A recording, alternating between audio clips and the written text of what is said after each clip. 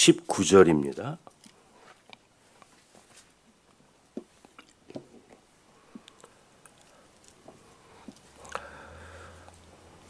페이지 9페이지가 됩니다. 19절.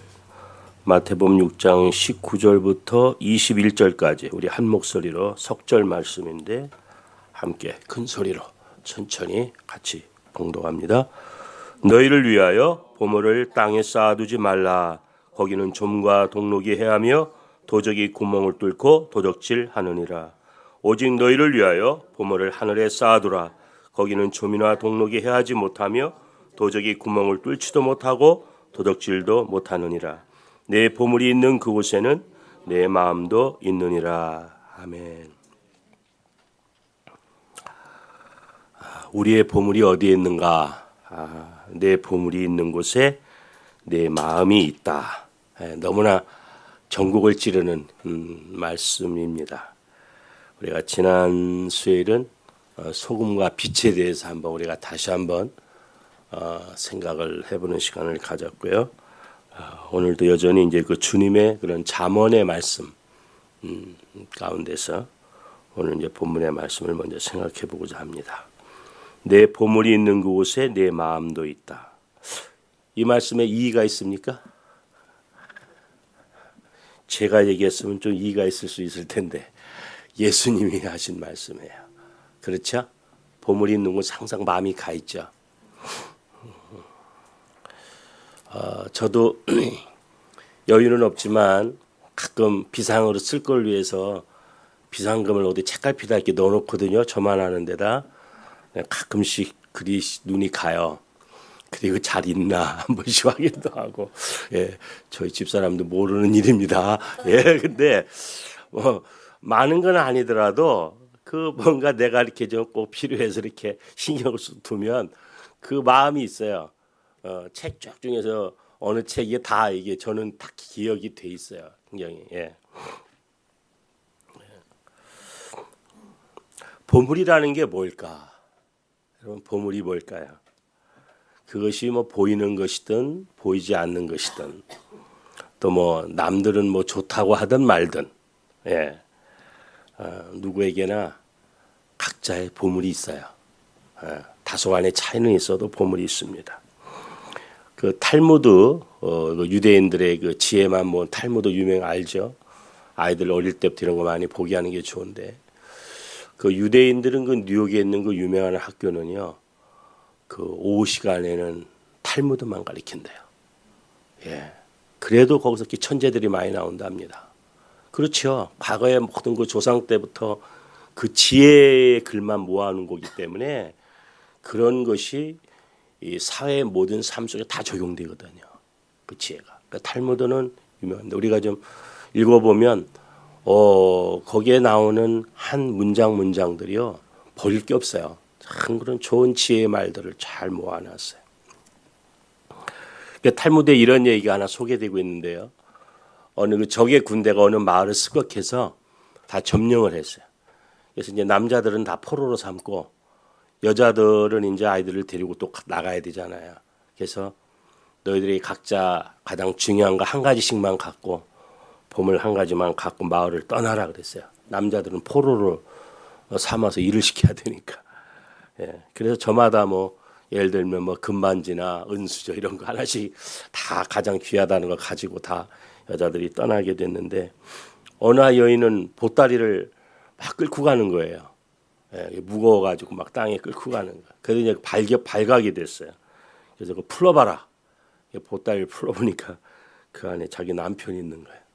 예, 그러면서 그 장수한테 저한테 제일 소중한 그 남편입니다. 그 적의 장수가 감동이 돼가지고 너만 예외다.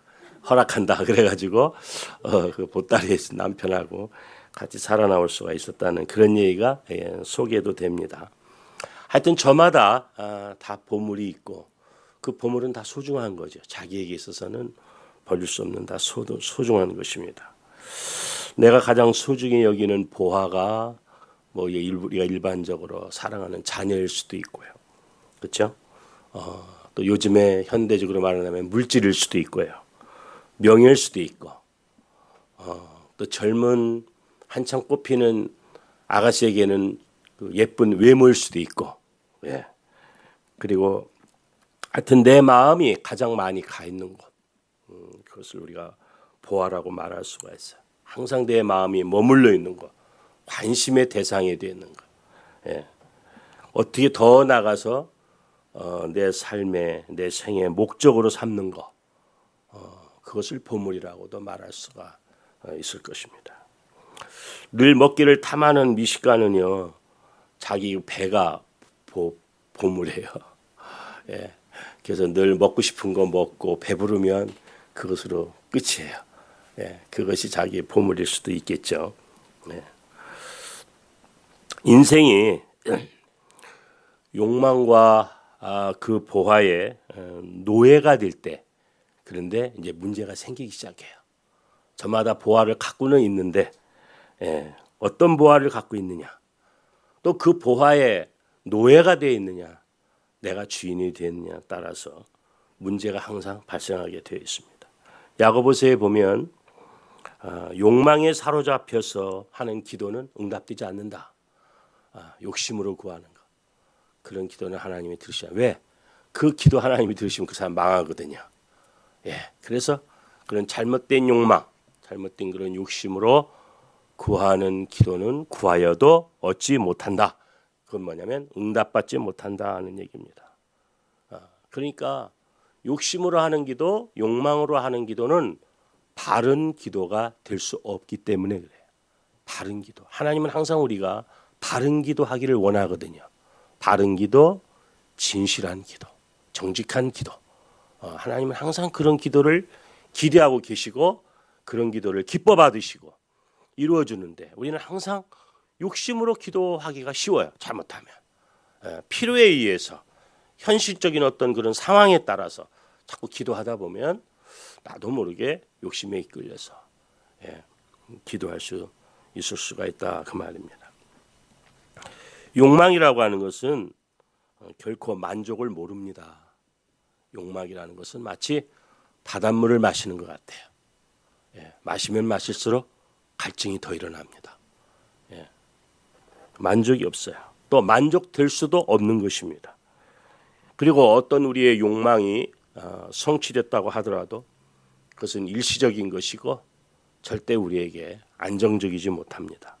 그리고 더 가지려는 그런 욕심에 사로잡히기 때문에 그래요. 여러분, 한국 같은 데 보면, 물론 다른 미국도 마찬가지지만 대통령 선거도 하면 얼마나 굉장해요. 모든 걸 걸잖아요. 그래서 그건 아무나 합니까 또?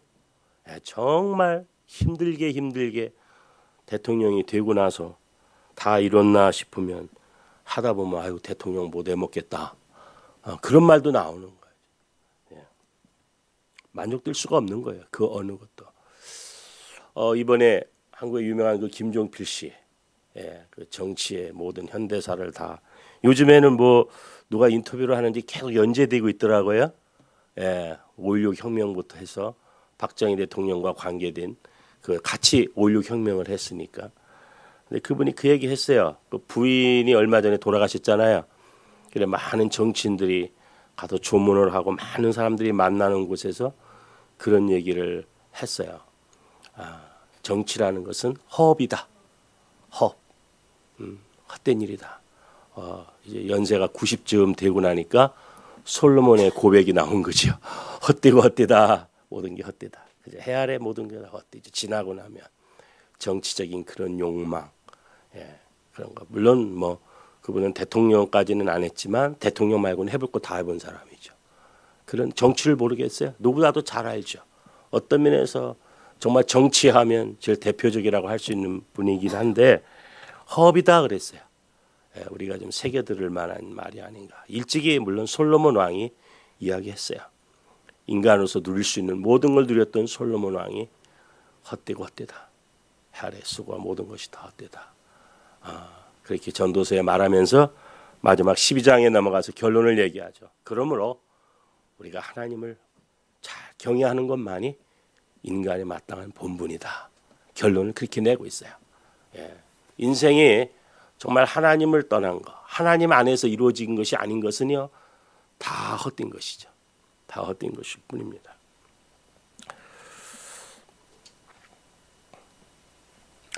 더 가지려는 그런 욕심에 자꾸 이제 사로잡히기 때문에 그런 욕망의 성취라고 하는 것은 영원한 것이 될 수 없다. 또 어떤 이는 가진 것에는 흥미가 없어요. 가지지 못한 것만 또 관심 갖는 분이 있어. 내가 현재 갖고 있는 거에는 흥미가 없고 내가 아직 가지지 못한 거에 대해서는 굉장히 흥미가 많아요. 이런 사람은 절대 행복할 수 없습니다. 어떤 사람이 행복하냐? 내가 가진 것을 가장 귀하게 여길 줄 아는 사람. 오늘 밤에 우리가 이 말씀 하나만이라도 꼭 기억하시길 바랍니다. 내가 현재 하나님이 내게 허락하신 것을 가장 귀하게 여길 줄 아는. 그걸 귀하게 여길 줄 모르는 사람은요, 아무리 현재 내가 가지지 못한 걸 또 다 갖는다 하더라도 여전히 만족할 수 없고 행복할 수 없다는 얘기죠. 그래서 우리는 항상 그 현실 속에서 하나님이 내게 현재 허락한 거, 뭐 여러 가지가 있잖아요. 내가 속한 교회를 비롯해서 현재 내게 남아 있는 거, 그런 걸 가장 소중하게 여길 줄을 알아야 되는 것이죠. 그렇지 않은 사람은 어떤 걸 가져도 행복할 줄 몰라요. 그래서 우리는 욕망이라고 하는 것을 선한 방법으로 해석해 나갈 줄 알아야 합니다. 선한 방향으로 또 우리가 사용할 줄도 알아야 되고요.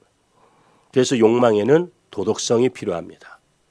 오늘날 사람들은 욕망은 좋아요. 그걸 좀 더 고상하게 비전이라고 합시다. 자기의 꿈이라고 합시다. 근데 거기에 도덕성이 없으면요, 마지막에는 무너지게 돼 있어요. 반드시 도덕성이 있어야 됩니다. 내가 성취하고자 하는 그거, 수단 방법 안 가리고 해서 되는 게 아니거든요. 수단 방법 안 가리고 그걸 성취했다고 합시다. 과연 그게 성공일까? 도덕성이 있어야 돼요. 그래서 이루어가는 과정성에 정직이 있어야 되고 진실이 있어야 되고 하나님이 인정하는 바가 있어야 된다. 그렇지 않으면 안 돼요. 전두환 대통령이 대통령 무력으로 잡았잖아요. 참 어떻게 보면 날강도 같은 사람인데, 그래놓고 내가 이제 우리 동기들을 다 제꼈다. 할 소리입니까? 그동안 얼마나 열등감에 사로잡혀 살았는지는 모르지만 이제 동기들 중에서 자기가 최고라는 거죠.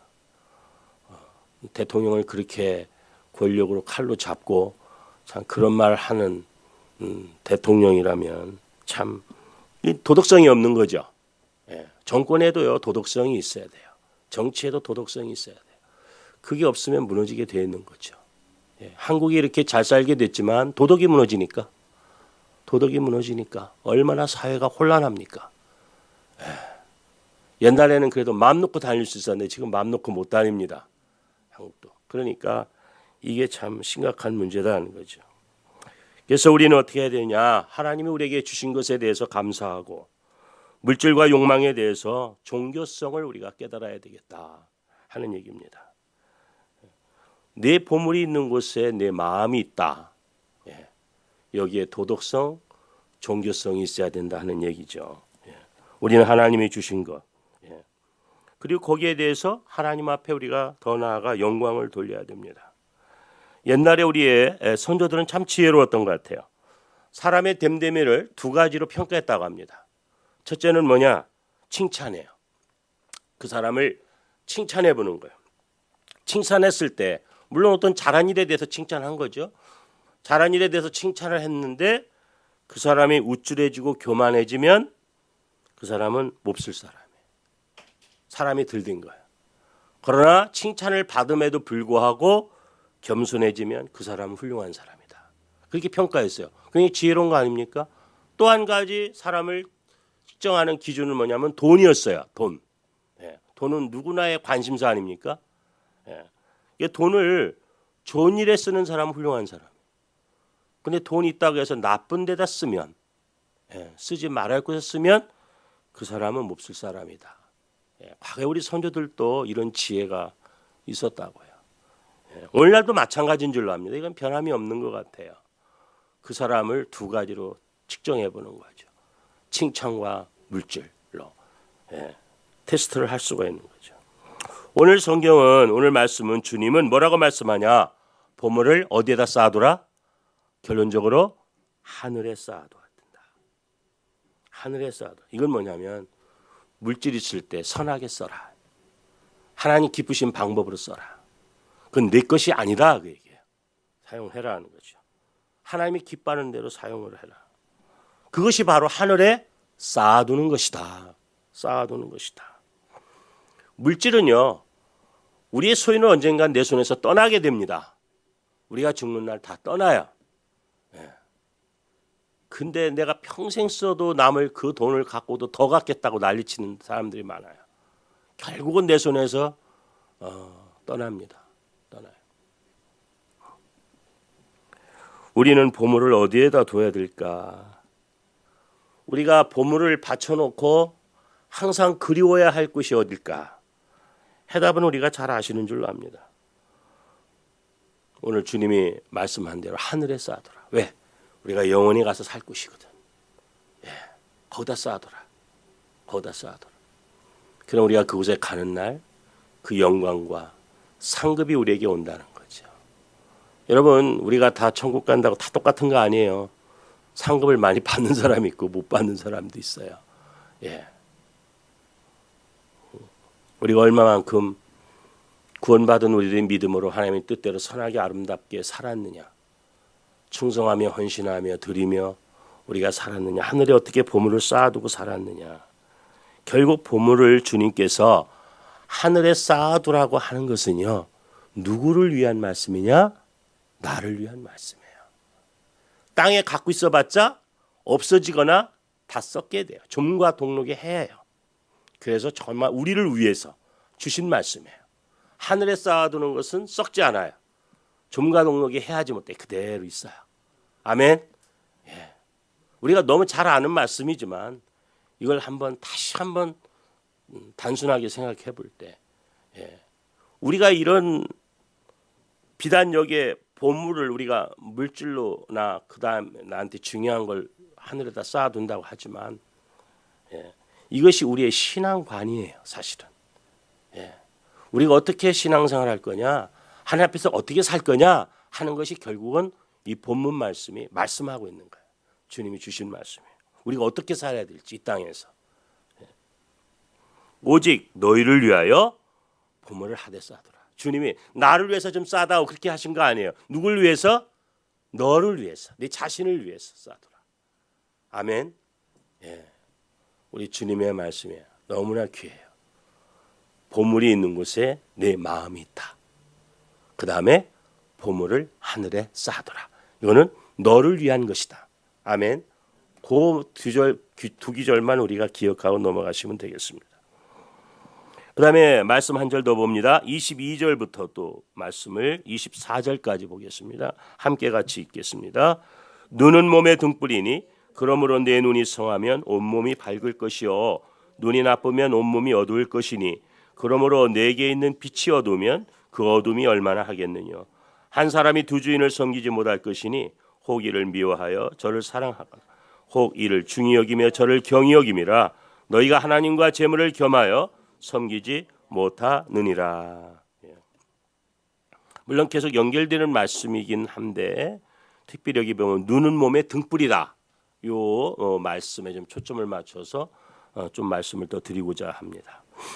헬라 사람들의 그런 전승적인 이야기가 있습니다. 어떤 장님이 앞을 못 보시는 분이 이제 밤길에 가는 거예요. 자기는 뭐 등불이 있으나 없으나 앞을 못 보니까 상관없지만 마주 오는 사람. 옛날에는 길들이 좁았거든요. 마주 오는 사람을 위해서 자기가 앞을 못 보지만 등에 불을 켜고 등불을 들고 가는 거예요. 밤길을. 등불을 가는 거예요. 그런데 어떻게 하다가 마주 오는 사람하고 부딪혔어요. 이 사람이 되게 화가 난 거야. 나는 그래도 상대방을 위해서 불을 밝혀서 오는데 그것도 그래도 그걸 못 보고 와서 나한테 부딪히다니. 그래 그 사람이 보러 화가 나가지고 당신은 눈도 없어? 그렇게 한 거예요. 당신 눈도 없냐고. 왜 제대로 못 보냐 이거예요. 그랬더니 알고 보니까 자기 등불이 꺼져 있던 거예요. 꺼져 있었는데 자기는 모르는 거지. 켜 있는 줄만 알고. 이 등불이 꺼져 있는 바람에 마주 오는 사람하고 부딪혔던 건데 이게 이제 하나의 빗댄 이야기지만 이건 뭘 말하냐면 그 당시에 거짓 철학자들, 거짓 스승들을 빗대서 한 말이기도 해요. 그러면서 우리 모두에게 주는 교훈은 뭐냐? 나 자신은 못 보면서 다른 사람은 잘못 본다고 탓하고 원망하는 거. 그 상황을 빗대서 이런 이야기가 나온 겁니다. 참 우리 그러기 쉽잖아요. 저 자신부터. 나 자신은 못 보면서 다른 사람 잘못 본다고 원망하고 탓하기가 참 쉬워요. 우리가 어떤 사물을 보려면요, 일단 눈을 떠야 되죠. 눈이 밝아야 돼요. 좋은 눈이어야 돼요. 다시 말하면 정상적인 눈이어야 되죠. 예. 그리고 우리가 눈을 떴어도 어두우면 또 봅니까 못 봅니까? 못 봐요. 그래서 우리가 사물을 보려면 내 눈이 정상적이어야 돼. 성경에서는 좋은 눈이라 그랬어요. 좋은 눈. 물론 여기에 영적인 의미도 있지만 좋은 눈이 돼야 돼. 정상적인 눈이어야 되고 그 다음에는 빛이 있어야 돼요. 지금 이 전기불 싹 가면 우리 서로 못 봅니다. 볼 수가 없어요. 빛이 필요해요. 예, 정상적인 눈과 빛이 있어야 사물을 정상적으로 우리가 볼 수가 있어요. 예. 이걸 신학적인 용어로 말하면 내 눈은 주관적인 계시고요. 빛이라고 하는 것은 객관적인 계시예요.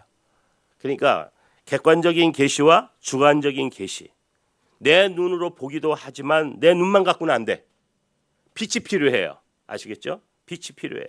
성령의 조명이 필요하다는 거예요. 그래서 우리는 항상 그 영적인 문제에 있어서 정말 내가 물론 하나님이 나를 통해서 역사하시기 때문에 내 눈이 성해야 돼요. 첫째, 내 보는 눈이 성해야 돼요. 성한 눈, 좋은 눈이 뭐냐? 그 다음에 좀 설명을 드리겠습니다만 내 눈이 정상적이어야 돼. 예.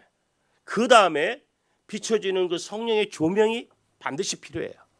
내 눈만 갖고 정확하게 볼 수 있는 게 아니에요. 객관적인 계시, 성령의 조명, 성령이 나로 하여금 바로 깨닫게 해주시고 바로 보게 해주시는 그런 감동, 그런 조명, 일루미네이션이라고 그러죠. 조명, 자 비춰주는 거예요. 깨달아. 그것이 반드시 필요하다는 거죠. 본다는 문제도 우리가 여러 면에서 깊이 있게 이해를 해야 돼요. 우선은 우리가 밝게 보아야 돼요. 흐리게 보면 안 된다는 얘기죠. 분명히 보아야 됩니다. 또 우리가 멀리 볼 수 있어야 됩니다. 우리가 육안만 아니라 정신적인 눈, 우리의 영적인 눈, 지혜의 눈을 우리가 갖고 있어야 된다. 우리가 육신적인 눈만 갖고 세상을 보는 관점하고요, 어떤 정신, 어떤 영적인 차원에서 보느냐 완전 다릅니다. 다르죠. 달라요. 그리고 우리 흔히 그러잖아요. 우리가 멀리 이렇게 생각하고 멀리 바라보면서 처신하는 사람은 실수가 없다. 그런 말을 우리가 종종 합니다. 당장 눈앞에 거, 너무 현실적인 거, 그것이 전부인 줄 알고 가다 보면 항상 실수를 우리가 거듭하게 돼 있죠. 좀 당장은 복잡하고 힘들어도 좀 멀리 생각하고 멀리 내다볼 줄 아는 지혜. 그것이 우리 삶에 너무나 필요한 것입니다. 그리고 밝게 봐야 돼요. 밝게. 무엇이든지 밝게 보고 멀리 보고 똑바로 봐야 돼요. 이상하게 어떤 사람은 바로 보지 못하고 삐딱하게만 보는 사람이 있어요. 이게 사람들이 모이는 공동체 가면 반드시 있어요. 우리 목사님들도 회의하다 보면 꼭 그런 분이 한두 분 있어요.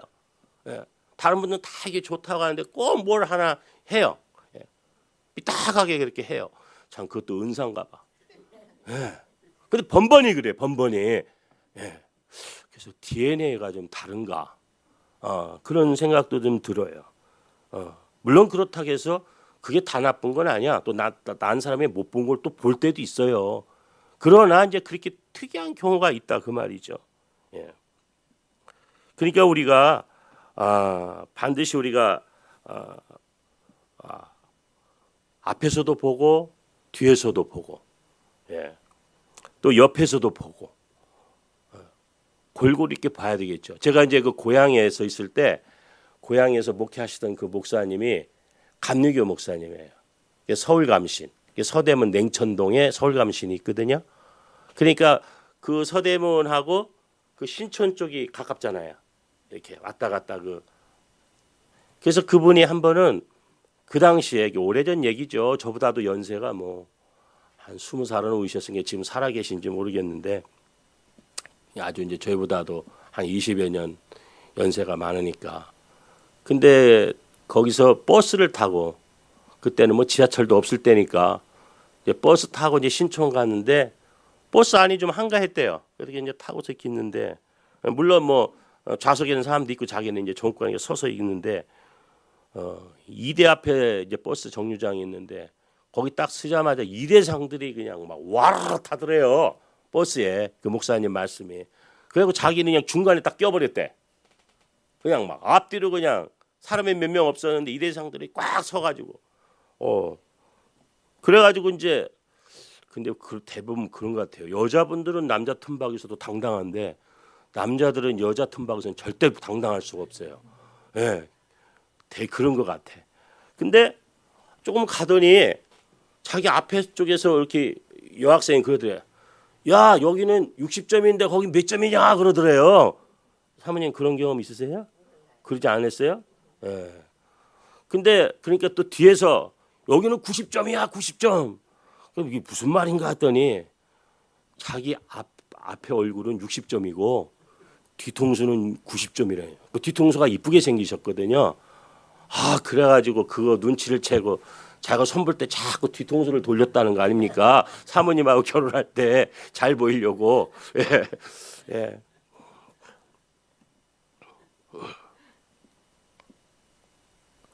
뭐 좀 웃은 얘기입니다만은 예. 우리가 반드시 보아야 할 것을 못 보고 보나마나 한 것만 보는 경우가 또 있다. 또 한 가지 우리가 생각할 것은 집중적으로 봐야 된다. 집중적으로. 예. 멀리 있는 것을 대충 보면서도 초점을 맞출 줄 아는 그런 시각. 그래서 정리를 하면 네 가지 원리가 있어요. 우리가 볼 때, 뭘 볼 때 밝게 봐야 된다. 그리고 두 번째는 멀리 볼 줄 알아야 된다. 그리고 세 번째는 바로 보고, 네 번째는 집중적으로 보아야 비로소 잘 알 수가 있다는 얘기입니다. 이렇게 보고 나면 지식과 지혜가 생기게 된다. 그래서 모름지기의 모든 것의 근본은 바로 보는 데 있다. 바로 정확하게 우리가 바로 보는 거죠. 오늘 22절, 23절. 자, 22절, 23절 한 번 더 봅니다. 눈은 몸의 등불이니 그러므로 내 눈이 성하면 온몸이 밝을 것이라고 그랬고 눈이 나쁘면 온몸이 어두울 것이라 그랬어요. 그러므로 내게 있는 빛이 어두우면 그 어둠이 얼마나 하겠느냐. 예, 바로 그 얘기입니다. 자, 이제 좋은 눈.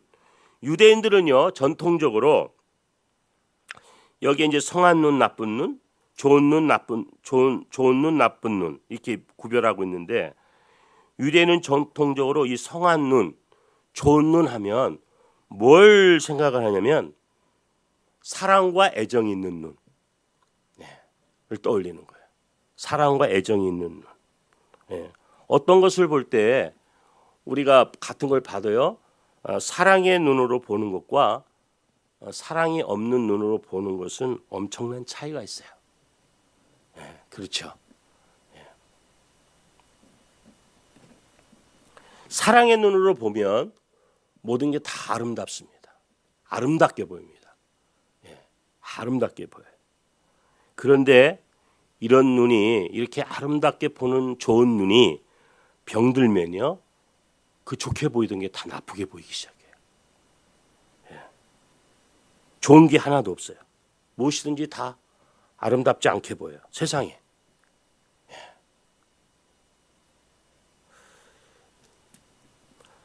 또 나쁜 눈은 뭐냐? 예를 들면 우리가 영적인 의미로 이기심에 취한 눈, 탐욕과 재물, 세상 욕심에 가득 찬 눈. 그런 눈이 나쁜 눈이에요. 음란한 눈, 예, 사악한 눈, 예, 몹쓸 눈이다 그 말이죠.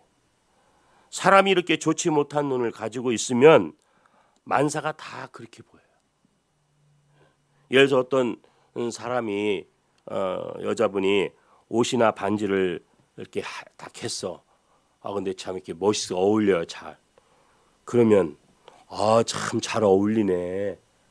그런 액세서리하고 옷하고 참 잘 어울리네. 이렇게 말해주면 얼마나 좋아요. 그냥 잘 어울린다고 하면. 그거 얼마짜리야? 대뜸 꼭 그렇게 묻는 분이 있어요. 꼭 얼마냐고 물어요. 그 무슨 관계가 있어요? 그 사람이 뭐 그 비싸고 싼 게 이렇게 중요한 거예요? 싸든 어쨌든 잘 어울리면 참 잘 어울리네요. 이렇게 말할 수 있는 마음이 있어야 되잖아. 그 얼마짜리야? 뭐든지 돈으로 다 평가하고. 그래서 그게 이제 싸면 아이고 별것도 아니네. 좋아 보이는 것도 안 좋게 보이는 거예요. 비싸다고 하면 안 좋아 보이는 것도 좋게 보여. 혹시 그런 적 없으세요? 예. 어떤 사람은 뭐 도둑질한 것이라도 비싸기만 하면 오케이. 그게 이제 우리의 잘못된 가치관, 잘못 보는 눈이다. 근데 그 보는 게 우리 마음에서 도지 않습니까? 마음에서 도는 거예요.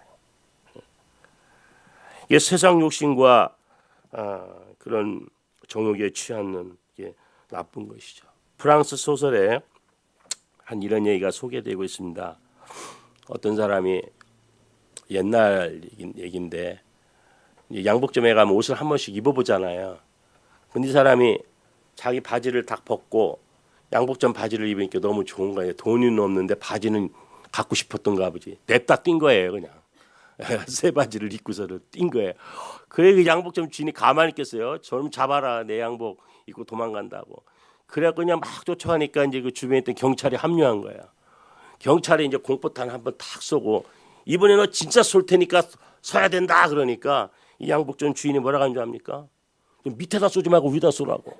바지 구멍 난다고. 그 사람이야 상체를 맞아서 죽던 말던 다리는 맞으면 살죠. 부상은 당해도. 근데 상체 맞으면 죽잖아요. 밑에다 쏘지 말라고. 바지에 빵꾸 나면 안 되잖아요. 자기. 사람이 죽던 말다.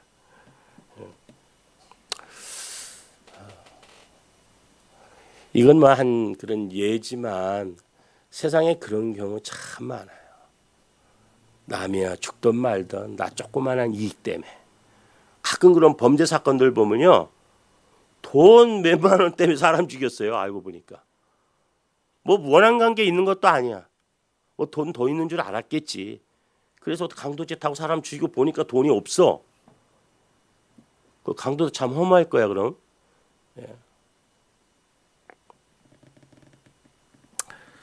자 우리는 이제 말씀 결론입니다. 우리는 스데반처럼 죽으면서도 하늘에 계신 주님을 우러러볼 수 있는 눈. 그 눈을 갖고 살아야. 이 스데반은 우리 성도의 표본이거든요. 정말 아름답잖아요. 주님을 위해서 복음을 전하다가 그냥 돌에 맞아 죽으면서도 자기한테 돌을 던지는 사람들 보지 않고 하늘을 우러러보면서 천사 얼굴로 우리가 그렇게 살 수 있으면 얼마나 좋을까. 지난날 그렇게 못 살았어도 우리의 남은 때 좀 그런 결단, 그런 결심을 가지고 그렇게 모든 일에 믿음을 가지고 사랑의 눈을 가지고 주님만 바라보며 천국 바라보며 내가 순교를 억울하게 한다 하더라도 스데반처럼 주님만 바라보는 그런 눈, 그런 마음. 그것이 성한 눈, 영적으로 건강한 눈. 그런 마음. 그러면 온몸이 밝을 거예요. 온 세상이 밝을 거예요. 내 주변 모든 건 두려움이 없을 거예요. 근데 그 눈이 나쁘면 모든 걸 다 나쁘게 보고 잘못 보고 그러면 나 자신이 어두워지는 거예요. 한번 기도하겠습니다.